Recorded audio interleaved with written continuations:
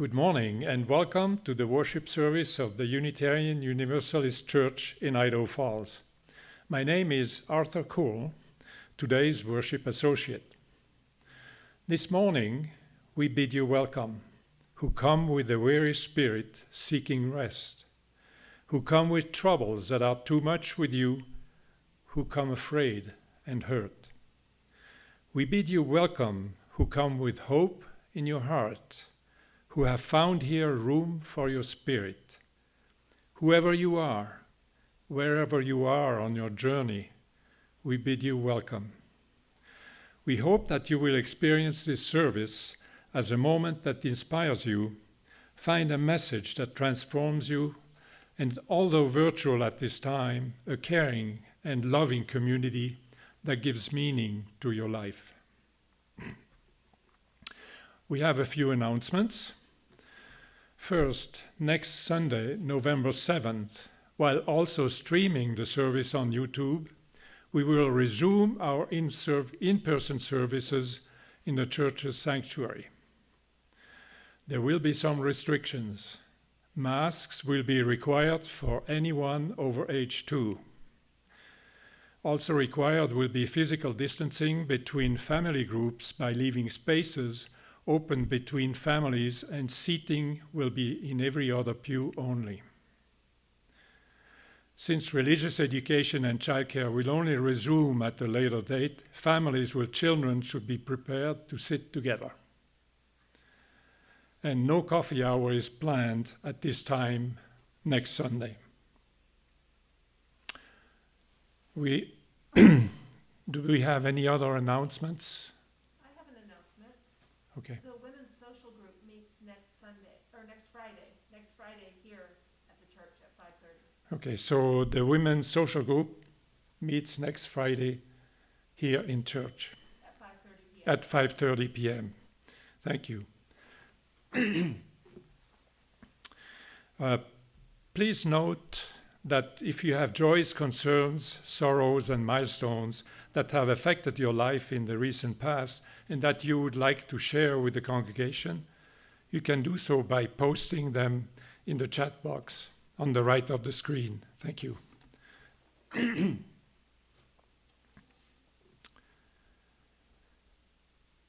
We also invite you to join our virtual coffee hour after the worship service by clicking on the link provided in the website. Not today. Yes, sorry. I made a mistake here. Today, because we are testing our services, our live services, we will not provide that. Also today, we'll not have a dedicated time for an offering, but encourage you to sustain this and strengthen this church by making a contribution, either by mailing a check to the church at P.O. Box 50376 in Idaho Falls, Idaho 83405, or by going to the church's website at idahofallsuu.org. In a connection menu, click on Donate to get to the contributions page. Thank you.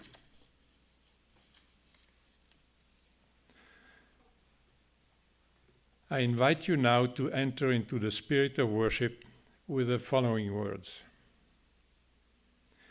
May we be reminded here of our highest aspirations and inspired to bring our gifts of love and service to the altar of humanity. May we know once again that we are not isolated beings, but connected in mystery and miracle to the universe, to this community, and to each other.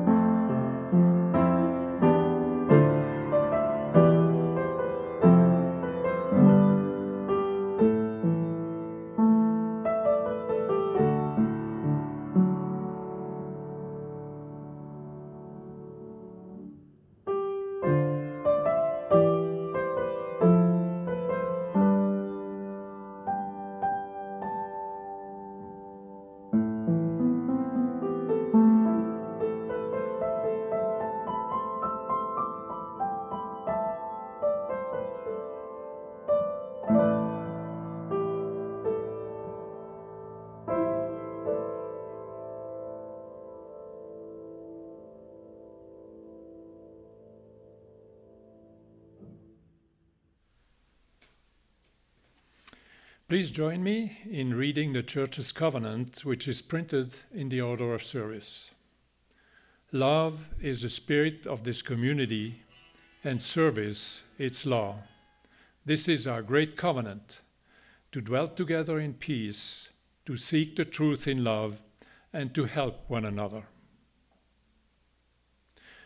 We will now light the flaming chalice, symbol of our faith, to illumine this day with words by Reverend Christine Robinson. We gather this hour as people of faith, with joys and sorrows, gifts and needs. We light this beacon of hope, sign of our quest for truth and meaning, in celebration of the life we share together.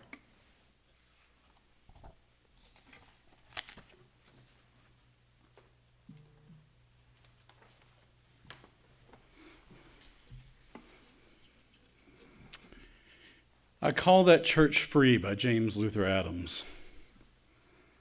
I call that church free which enters into covenant with the ultimate source of existence, that sustaining and transforming power not made with human hands.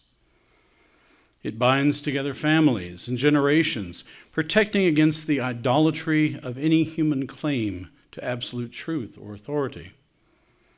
This covenant is the charter and responsibility and joy of worship in the face of death as well as life. I call that church free that brings individuals into caring, trusting fellowship, that protects and nourishes their integrity and spiritual freedom, that yearns to belong to the church universal. It is open to insight and conscience from every source. It bursts through rigid tradition, giving rise to new and living language, to new and broader fellowship. It is a pilgrim church, a servant church, an adventure of the Spirit. The goal is the prophethood and priesthood of all believers, the one for the liberty of prophesying, the other for the ministry of healing. It aims to find unity in diversity, under the promptings of the Spirit that bloweth where it listeth and maketh all things new. I invite you now to join in our opening hymn, We Are Gathered, by Amanda Udis Kessler.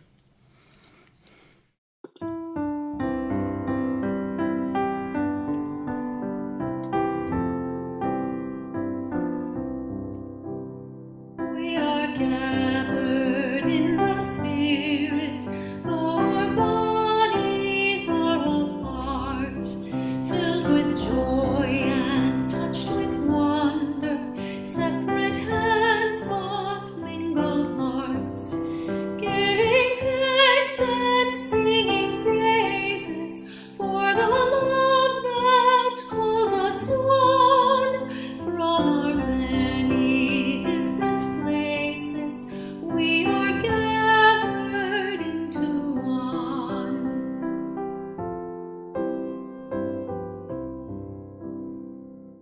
We are gathered in our sorrow.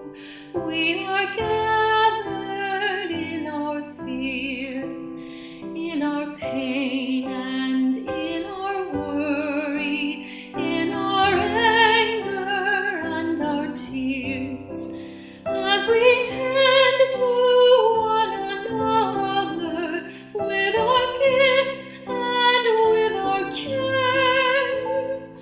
Our community is strengthened through the faith and hope we share. We are gathered in commitment to a planet that is home, works of justice, acts of kindness, bless the world and heal our souls. As our voices join together, may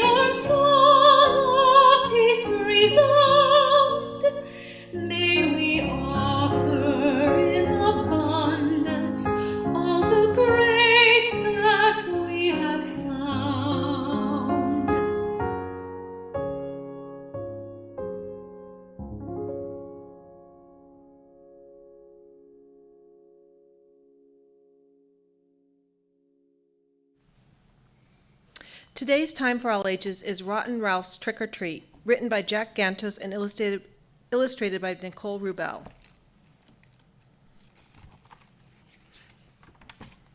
Rotten Ralph is Sarah's rotten cat.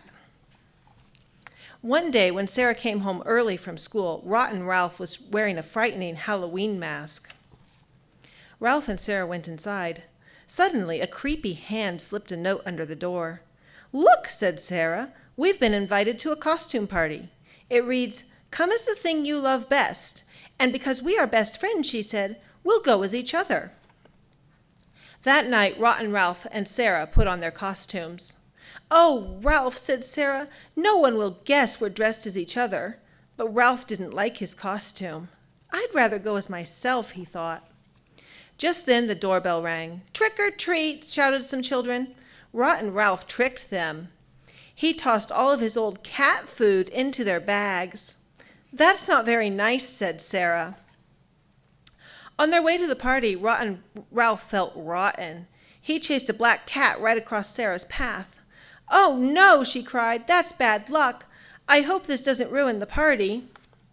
When Ralph and Sarah arrived at the party, everyone was fooled by their costumes.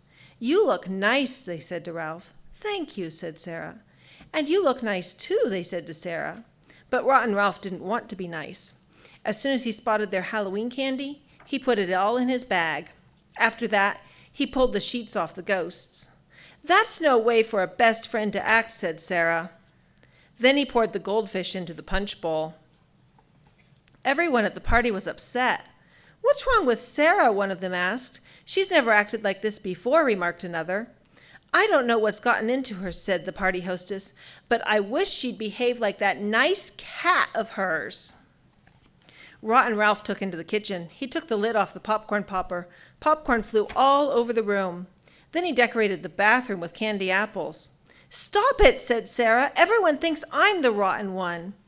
The party guests had had enough of Sarah's rotten behavior. "We think you should take your cat and go home," the hostess said to Ralph. The real Sarah was embarrassed. Rotten Ralph was happy to leave. But Sarah was upset. "A best friend wouldn't treat me this way," she sobbed.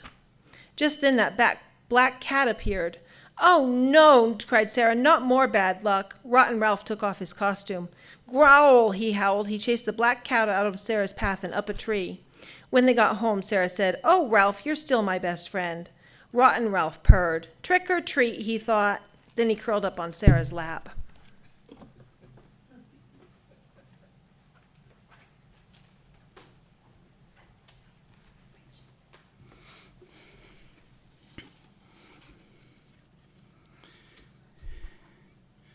They Are With Us Still by Kathleen McTeague. In the struggles we choose for ourselves, in the ways we move forward in our lives and bring our world forward with us, it is right to remember the names of those who gave us strength in this choice of living. It is right to name the power of hard lives well lived. We share a story with those lives. We belong to the same motion. They too were strengthened by what had gone before. They too were drawn on by the vision of what might come to be. Those who lived before us, who struggled for justice and suffered injustice before us, have not melted into the dust and have not disappeared. They are with us still. The lives they lived hold us steady. Their words remind us and call us back to ourselves. Their courage and love evoke our own. We, the living, carry them with us. We are their voices, their hands, and their hearts. We take them with us, and with them choose the deeper path of living.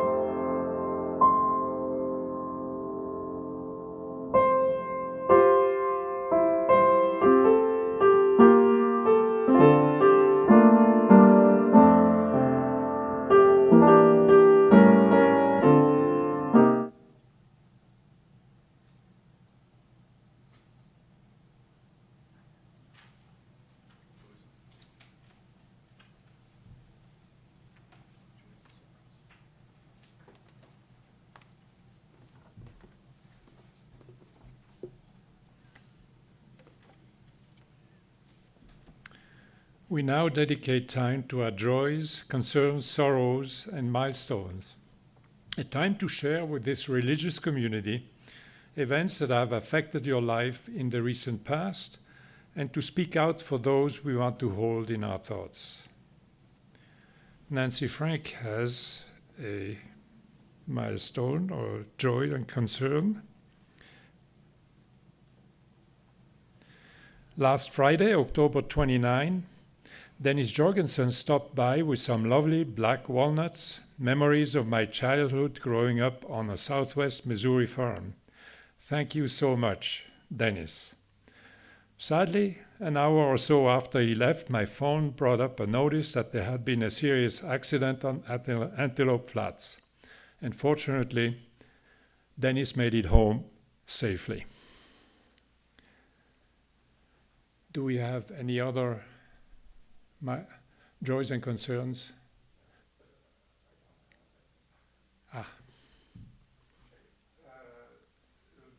Robbie Cartwell has joy. Bob and I have returned from our trip to Portland and the Oregon coast. It was wonderful to see our son Tom after 2 years. And Rob Logan has a joy.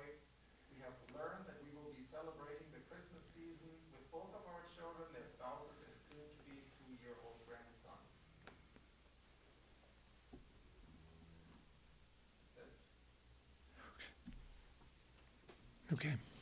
We light one last candle to lift up these joys and concerns, as well as the ones that remain in the silence of our hearts.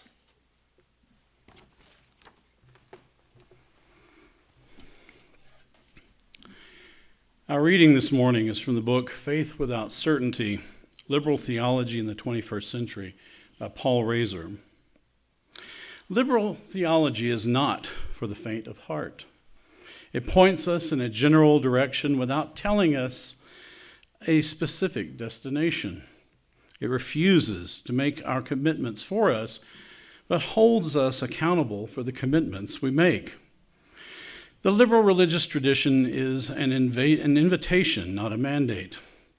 It invites us to live with the ambiguity without giving in to facile compromise, to engage in dialogues without accepting change too casually, to take commitments seriously, but not blindly, and to be engaged with the culture without succumbing to the culture's values.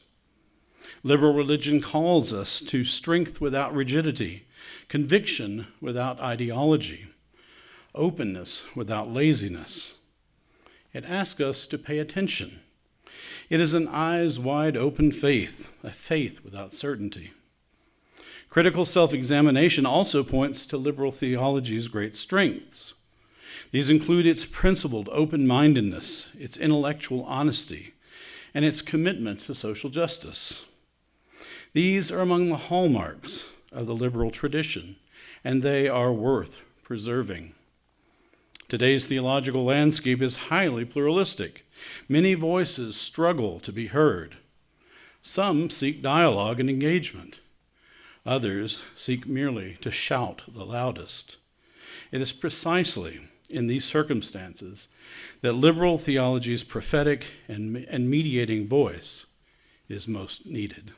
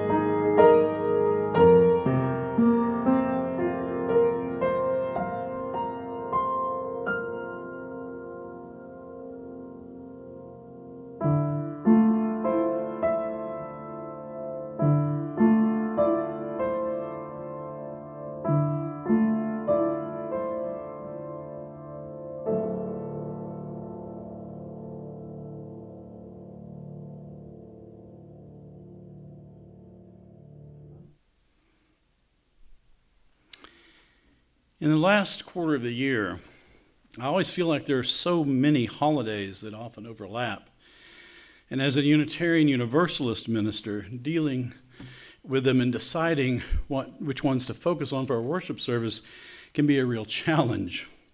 Last year at this time, I spoke about the idea of transition, living in a between or liminal time, and about how traditions celebrate this, such as the ancient pagan holiday of Samhain, which has become transformed into Halloween, and the more recent observances of All Souls and All Saints Days, which are a time to honor those who have gone before us.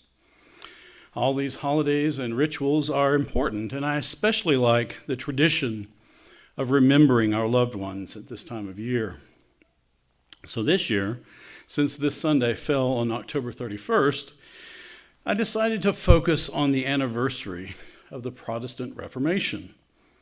And if you really feel the need to tie it to the Halloween spirit, just think of Martin Luther as a specter who still haunts the imagination of his spiritual descendants today, even more distant relatives like Unitarian Universalists. It was 504 years ago today, on October 31st, 1517, that Martin Luther sent a letter to Archbishop Albrecht of Mainz and Magdeburg in what is now Germany, containing his Disputation on the Power and Efficacy of Indulgences, better known as his 95 Theses. According to some accounts, he also famously nailed a copy of this document on the door of All Saints Church in Wittenberg, but this part of the story is highly doubtful, since historians believe that Luther did not move to Wittenberg until the following year. But even so, if you visit Wittenberg today, the rebuilt All Saints Church now sports large bronze doors inscribed with all of 95 of Luther's theses. If he or someone else did post them on the church door in 1517, it may seem dramatic to us today, but it would not have been unusual, since in those days it was apparently standard practice for scholarly disputations from the nearby university to be posted on the church door in such a way. In any event, the publication of this document was a very big deal in history. It was quickly translated from the original Latin into German, and thanks to the printing press invented a half-century earlier, Luther's disputation was propagated throughout Germany within 2 weeks. Within a few months, it was being translated and read across most of Europe. The tone of Luther's disputation was scholarly and addressed specific church practices more than being overly critical of church doctrine. But it became a catalyst for motivating the increasing number of disaffected Christians to insist on reforming what they saw was a corrupt and decadent Roman church. Luther could never have imagined what he had unleashed. Not only was there an explosion of new religious ideas and movements in the years that followed, but there was also considerable violence and bloodshed. Some of these conflicts remain unresolved to this day. Protestants and Catholics fought against each other, and even among themselves, including the bloody 30 Years' War, which resulted in over 8 million deaths. The Holy Inquisition and the Counter-Reformation did their best to stamp out the proliferation of Protestant heresies with little success. And they were often aided by the violent zeal of competing Protestant factions who fought over who had a lock on religious truth. These days, October 31st is still celebrated as Reformation Days in some parts of the world, and especially in Germany. And in recent decades, Reformation Day has become a popular alternative to Halloween among some conservative American churches that apparently fear the evil that lurks behind kids dressing up in costumes and soliciting candy. Evidently, some people believe that ghosts, witches, vampires, and such are real, or at least real enough to lead children down the path to Satanism or some other nonsense.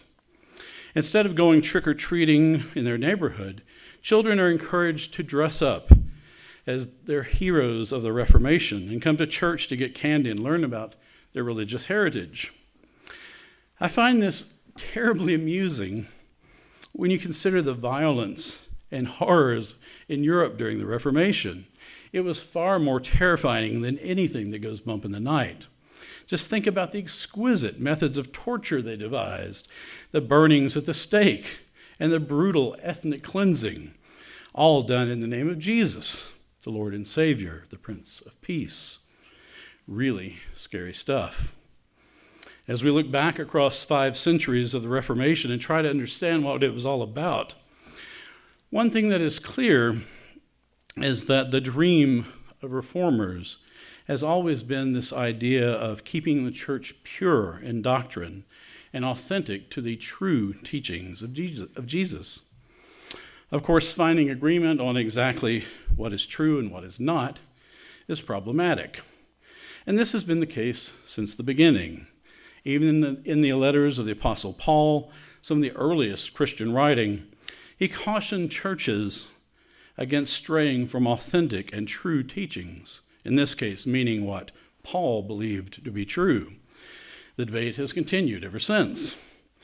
In 1947, writing about the state of the church and the ongoing need for reform, the theologian Karl Barth used the expression, Ecclesia Semper Reformanda est. The church is always to be reformed. He was paraphrasing an idea from the church father Augustine of Hippo from around the year 400, but it is a motto that certainly echoes the sentiments of countless church reformers through the centuries. The church is always to be reformed. Each generation of reformers are quick to find issues with doctrines and practices considered correct by their predecessors, and often they point to ancient sources to validate their ideas. It was common, for example, for 19th century Universalists to cite numerous biblical passages that seem to support the idea of universal salvation. They also looked to the writings of the early church fathers who held similar beliefs, such as Origen, who lived in the 3rd century. We have a rich family tree of reformers on both the Unitarian and Universalist side of our family, especially among our Puritan ancestors. Unitarian Universalism these days has become more pluralistic and is no longer considered a specifically Christian denomination, but we are still fiercely Protestant and have the spirit of the Reformation baked into our DNA. We may not be concerned about whether we have the correct understanding about the teachings of Jesus, but we are concerned about whether our principles and actions stand up to the scrutiny of history. As Paul Razor said in the reading, this habit of self-examination is one of our liberal faith's great strengths. Our embrace of greater ambiguity and conviction without ideology forces us to continuously re-examine our faith and to consider how well our ideals are aligned with the way our faith is really being practiced in the world.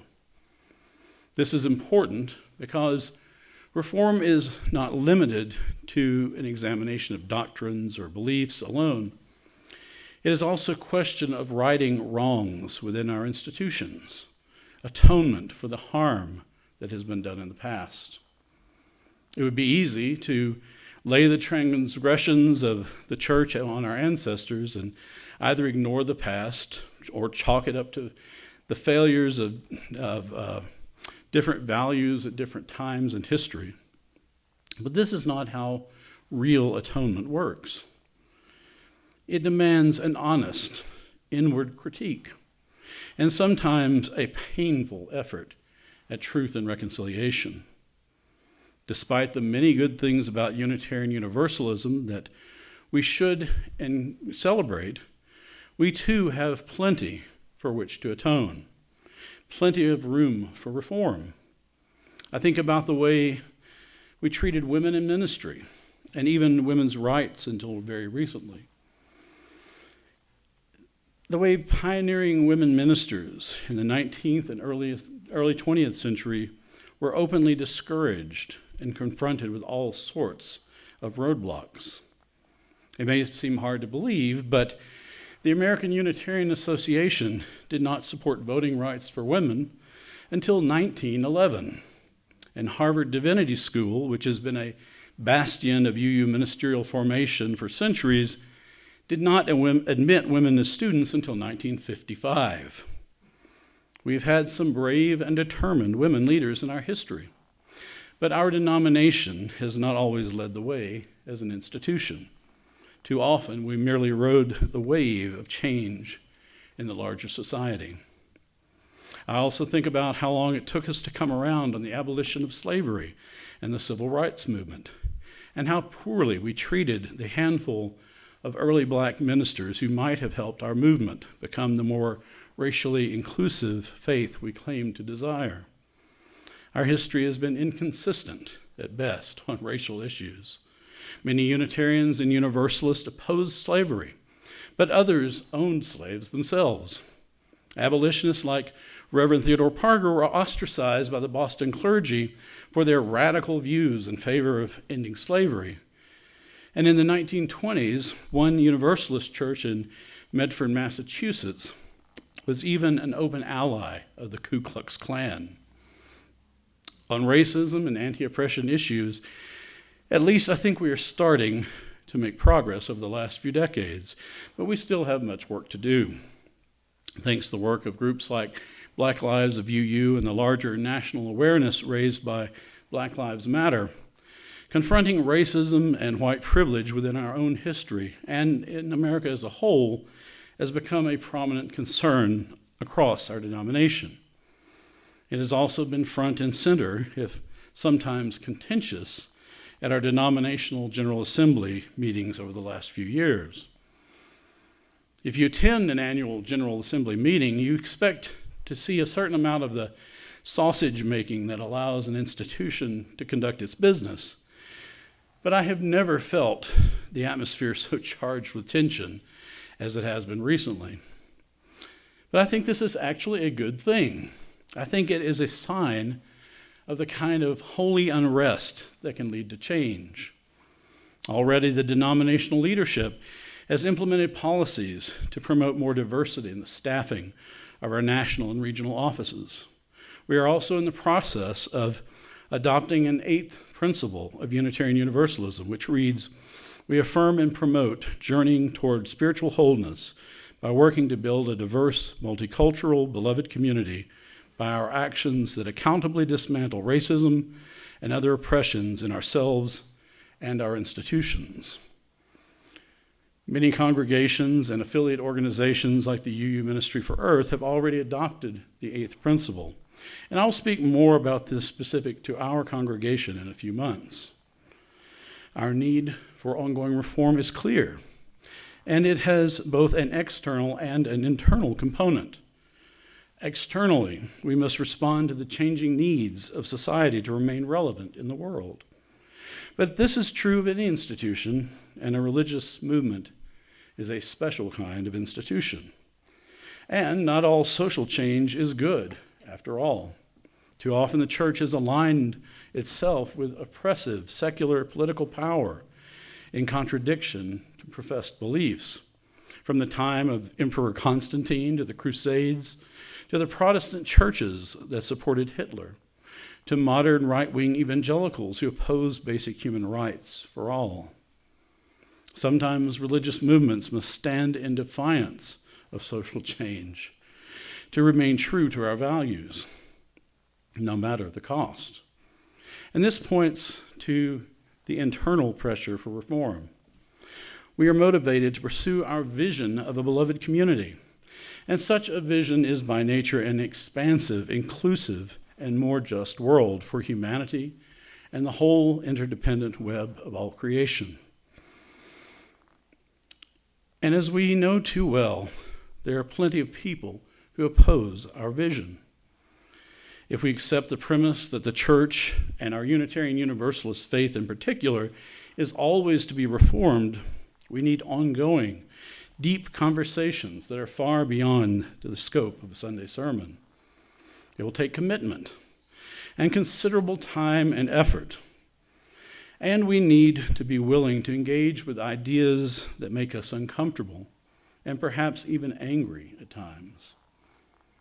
A few years ago, for example, I read a short book by Reverend Frederick Muir titled Turning Point Essays in a New Unitarian Universalism.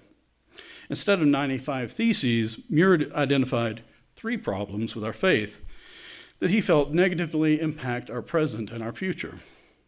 You may disagree with his list, and I certainly don't agree with all of his propositions, but let me read you Muir's 3 assertions, and then I'll share a few of my thoughts about each one. As I said, really exploring issues like these requires a much deeper dialogue. 1, we are being held back and stymied by a persistent, pervasive, disturbing, and disruptive commitment to individualism that misguides our ability to engage the changing times. 2, we cling to a Unitarian Universalist exceptionalism that is often insulting to others and undermines our good news. 3, we refuse to acknowledge and treat our allergy to authority and power, though the symptoms compromise a healthy future. First, let us talk about individualism.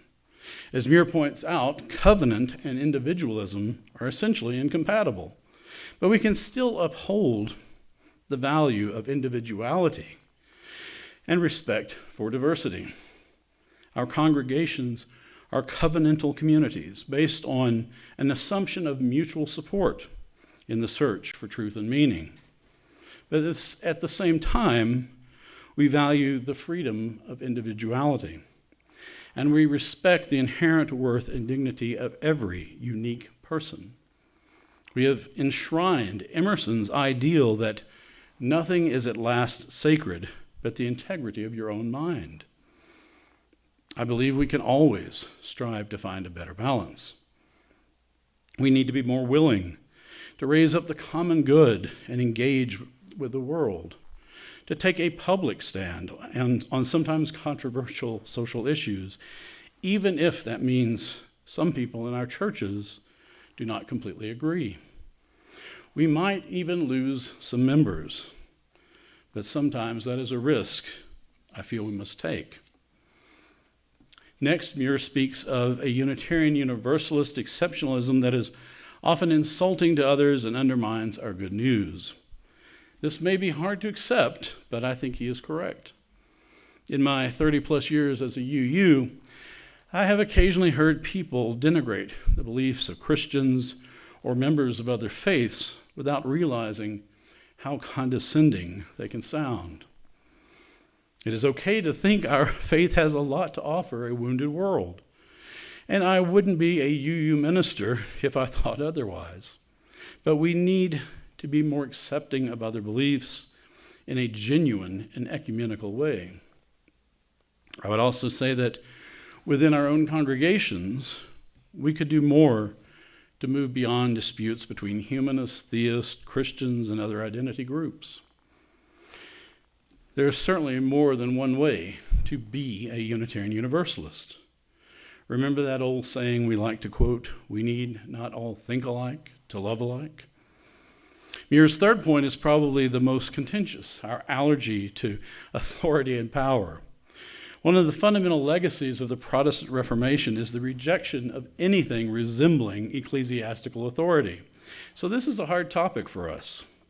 In the early days of Puritan New England, for example, a minister even consulting with a neighboring church was viewed with suspicion. Even these days, it's common to hear UUs express concerns about what they are up to at the Unitarian Universalist Association headquarters in Boston. And in some of our congregations, this has evolved into a strong sense of us versus them. Some of our smaller, struggling congregations may feel they are not receiving enough support from the UUA, but can't we trust the elected leaders of our faith to have the best interest of our denomination at heart?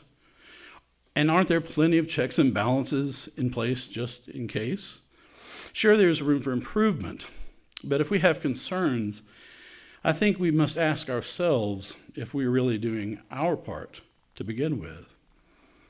The other problem we have with power is more local and personal. We are educated and complicated people with all kinds of opinions. And this can be a real challenge for our ministers and staff at times.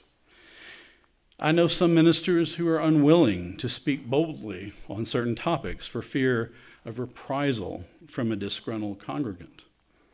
We claim to respect the freedom of the pulpit, but how far are we willing to go?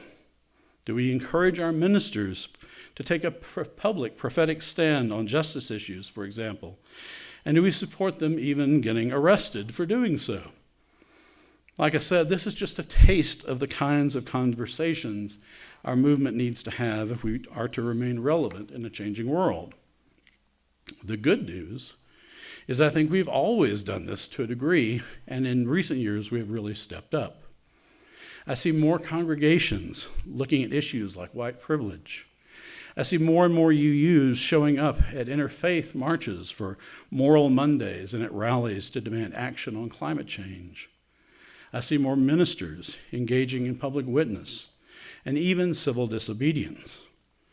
We are not the same movement we were in 1800, 1900, 2000, or even 2010. The church is always changing, always to be reformed. If Martin Luther were sitting here this morning, he would probably be shocked and a little horrified to see how far the Reformation has come in 500 years.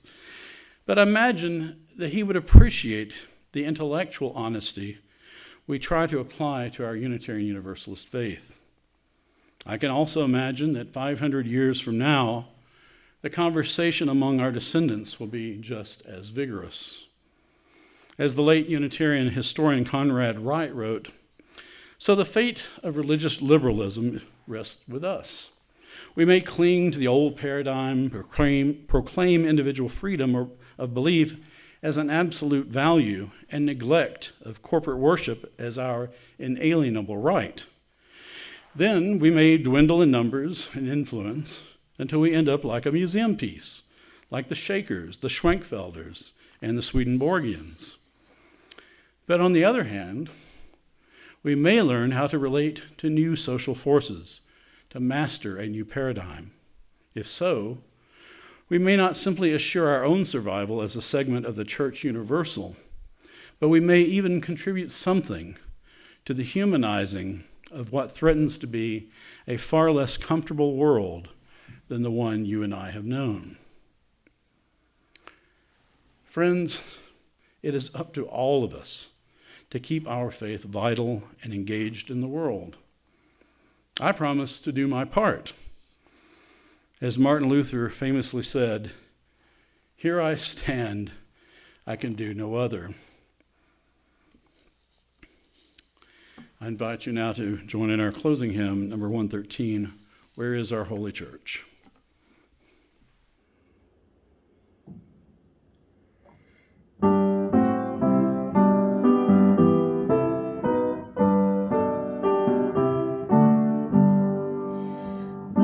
Is our holy church, where race and class unite, as equal persons in the search for beauty, truth, and right. Where is our holy writ, where a human heart, a sacred torch of truth hath lit by inspiration taught. Where is our Holy One? Almighty host respond. The people rise in every land to break the captive's bond. Where is our Holy Land?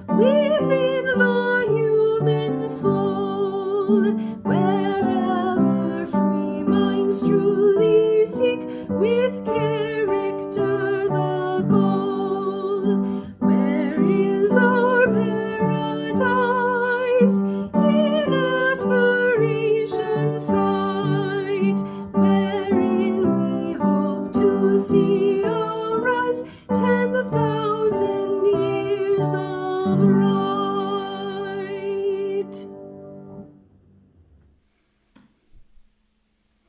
Our closing words are from Melvin Hoover. We can't change the past, but we can learn from it and build on it. We can't control the future, but we can shape it and enhance the possibilities for our children and grandchildren. We can't discern in the present the fullness of our actions and their impact, but we can be pioneers in our time, exploring fully the crevices and cracks where knowledge and new insights might be found. We can explore our spectrum of relationships and confront our complacency and uncertainty about the way things are. We can dare to face ourselves in our entirety, to understand our pain, to feel the tears, to listen to our frustration and confusion, and to discover new capacities and capabilities that will empower and transform us. In the spirit of the pioneer, let us now go forth.